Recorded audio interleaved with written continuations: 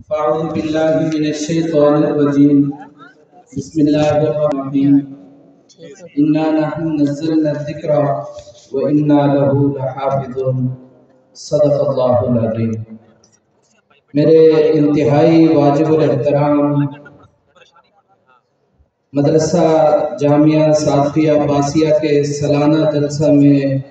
دور سے قریب سے تشریف لائے ہوئے معزز دوستوں، بھائیوں، بزرگوں اور سٹیج کے اوپر موجود ایک بڑی تعداد ملک بھر سے دینی اور مذہبی قیادت کی موجود ہے، میں ان حضرات کے سامنے حضرت جی کے حکم پر چند معروضات آپ کے خدمت میں پیش کرنا چاہتا ہوں کہ اللہ تعالیٰ نے قرآن پاک کو اتارا اور اتار کر حفاظت کا ذمہ خود اٹھا لیا کہ قرآن اتارا بھی میں نے ہے اور اس کی حفاظت بھی میں ہی کروں گا، لیکن حفاظت کا طریقہ نہیں بتلایا۔ یہ بتلایا کہ حفاظت میں کروں گا، حفاظت ہوگی کیسے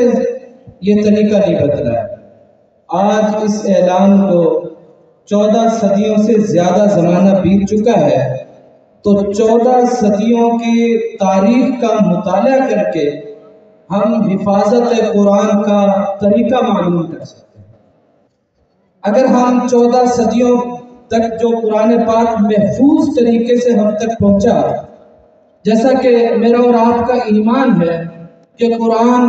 الفاظ میں بھی محفوظ ہے، ترتیب میں بھی محفوظ ہے، زبر زیر پیش میں بھی محفوظ ہے، علماء موجود ہیں، زبر زیر پیش تو پھر بڑی چیز ہے، ادائیگی کے طریقوں میں بھی محفوظ ہے، کس لفظ کو منہ کے کس حصے سے کن صفات کے ساتھ ادا کرنا ہے یہ بھی محفوظ ہے۔ اتنی حفاظت، اس اعلیٰ معیار کے ساتھ جو حفاظت ہے، اس حفاظت کے لیے 14 صدیوں میں اللہ نے جو طریقہ اختیار کیا، جس طریقے پر یہ حفاظت ہوئی، اس طریقے کا نام ہے حفظ قرآن، اس طریقے کا نام ہے تعلیم قرآن۔ وہ طریقہ یہ ہے کہ حضور صلی اللہ علیہ وسلم نے اس قرآن کو صحابہ تک پہنچایا، صحابہ نے اپنے سینوں میں محفوظ کیا، پھر اس امانت کو آگے پہنچایا، پہنچتے پہنچتے یہ ہم تک پہنچا۔ اس طریقے کا نام حفظ قرآن، اور جس جگہ سے یہ آیا اس جگہ کا نام ہے مدرسہ۔ یہ میں اور آپ جس مدرسے کے سالانہ جلسے میں موجود ہیں، یہ آج سے 115 سال پہلے قائم ہوا۔ دوستو، 115 سال اتنا بڑا عرصہ ہے کہ شاید آج سے 115 سال پہلے بہنے والے دریا بھی خشک ہو چکے ہوں، لیکن یہ ہمارے بڑوں کا اخلاص ہے۔ امام الاولیاء حضرت مولانا غلام قادر بٹو رحمۃ اللہ علیہ کی اللہ کے ہاں قبولیت ہے کہ 115 سال ہو گئے، لیکن دین کا، حفاظت قرآن کا، تعلیم قرآن کا یہ چشمہ نہ خشک ہوا، نہ سوکھا، نہ کمزور ہوا، بلکہ ہر سال اس نے ترقی کی۔ یہ میرے اور آپ کے لیے سعادت کی بات ہے۔ 115 سال پہلے جو رشتہ داریاں تھیں وہ دنیا بھول گئی، جو حکومتیں تھیں وہ دنیا بھول گئی، جو نظام تھے وہ بھول گئے، نہ جانے اس عرصے میں کتنی آبادیاں قائم ہوئیں اور سب ہستی سے مٹ گئیں۔ یہ خالصتاً اللہ کا کرم ہے کہ دین کا یہ چشمہ آج بھی اپنی پوری بہار کے ساتھ زندہ ہے۔ یہ ہمارے حضرات کا اخلاص بھی ہے، قرآن پاک کا معجزہ بھی ہے، اور یہ اس بات کی دلیل بھی ہے کہ سلسلہ وار جن جن حضرات کے کندھوں پر اللہ نے یہ بار امانت رکھا، انہوں نے پوری دیانت کے ساتھ اس کو ادا کیا۔ میرا اور آپ کا یہاں موجود ہونا، یہ بچے ہیں ہمارے، ابھی ان کی دستار بندی ہوگی، میں بڑی ذمہ داری سے کہتا ہوں، ان بچوں کے ددیحال، ان بچوں کے ننیحال 4 واسطوں تک کم از کم اسی چشمے سے فیض پاتے رہے۔ اگر ہمارے پاس عقیدہ ہے تو ذریعہ سازگیہ ہے، ایمان ہے، تو ایک اسباب کے اندر جو اللہ نے ذریعہ ہمارے علاقے میں رکھا، اس کی ایک میں آپ کو زندہ مثال دیتا ہوں۔ بڑے علماء مدارس سے وابستہ لوگ بیٹھے ہیں، ہمارے استاد ہیں، وہ بڑی عجیب بات فرماتے ہیں کہ کسی مدرسے کو چیک کرنا ہو نا کہ یہ کیا کام کر رہا ہے تو دو چیزیں چیک کرو، اس کا رجسٹر حاضری چیک کرو کہ اس میں طلباء کہاں سے آئے ہیں۔ اگر تو ایران سے آئے ہوئے ہیں اور اپنے محلے سے نہیں آئے ہوئے تو تحقیق کرنے کی ضرورت ہے کہ محلے کے بچے کیوں نہیں آئے۔ اور الحمدللہ یہ بچے آپ کے سامنے دستار بندی والے موجود ہیں، شاید ان میں سے کچھ چند بچے ضلع بہاول نگر سے باہر کے ہوں، اور 70% سے زیادہ بچے اسی تحصیل کے ہیں، ضلع کی بات نہیں کر رہا، اسی تحصیل کی۔ یہ اس بات کی نشانی ہے کہ الحمدللہ آپ حضرات اگر مدارس پہ اعتماد کرتے ہیں اور ہمارے بڑوں پہ اعتماد کرتے ہیں تو ہمارے بڑے آپ کے اعتماد پہ پورے اترتے ہیں۔ آپ حضرات ہم میں سے اکثر کاشتکاری کھیتی باڑی سے وابستہ لوگ ہیں، کٹائی کر رہے ہیں۔ ایک کٹائی وہ ہے جو آپ اپنی کھیتوں میں کر کے آئے، ایک کٹائی یہ ہے جو آج آپ انشاءاللہ آپ کے سامنے ہوگی۔ یہ بھی آپ ہی کی کٹائی ہے، یہ بھی آپ ہی کی محنت ہے۔ آپ نے ہمارے اوپر دو طرح کا اعتماد کیا، کچھ لوگوں نے بچے سپرد کیے، کچھ لوگوں نے مال سپرد کیا۔ الحمدللہ ثم الحمدللہ دونوں اعتماد پہ اللہ نے اہل مدرسہ کو پورا اتارا۔ مالی اعتبار سے جو اعتماد کیا یہ اس کا نتیجہ ہے، اور جو بچے حوالے کیے شاید کسی کو یہ غلط فہمی ہو کہ جی یہ بچے تو اپنے آپ سے پڑھ گئے، اپنے آپ سے نہیں پڑھے، اس کے اوپر اساتذہ کی، اس کے اوپر مدرسے کی جو رات اور دن صرف ہوئے ہیں، وہ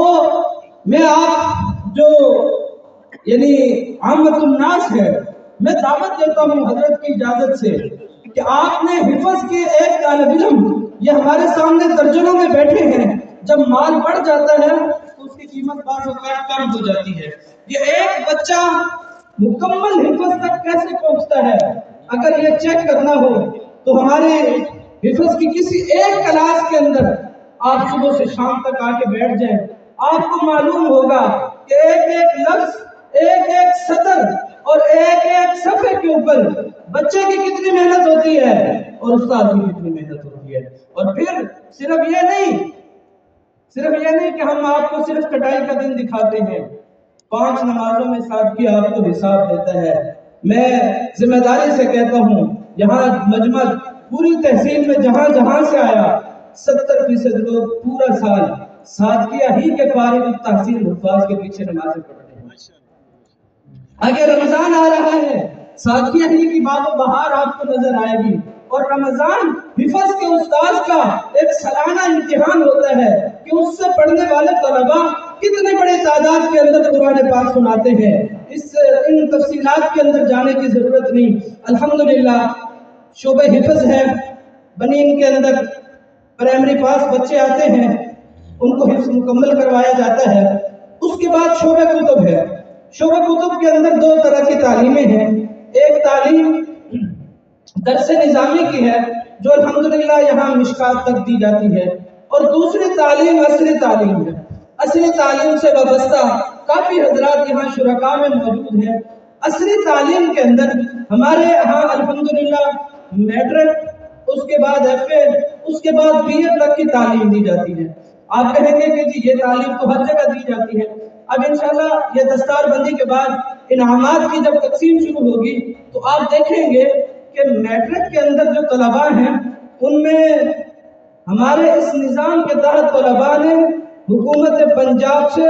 72,000 روپے اسکالرشپ حاصل کی، اور پوری کلاس میں بی اے کے اندر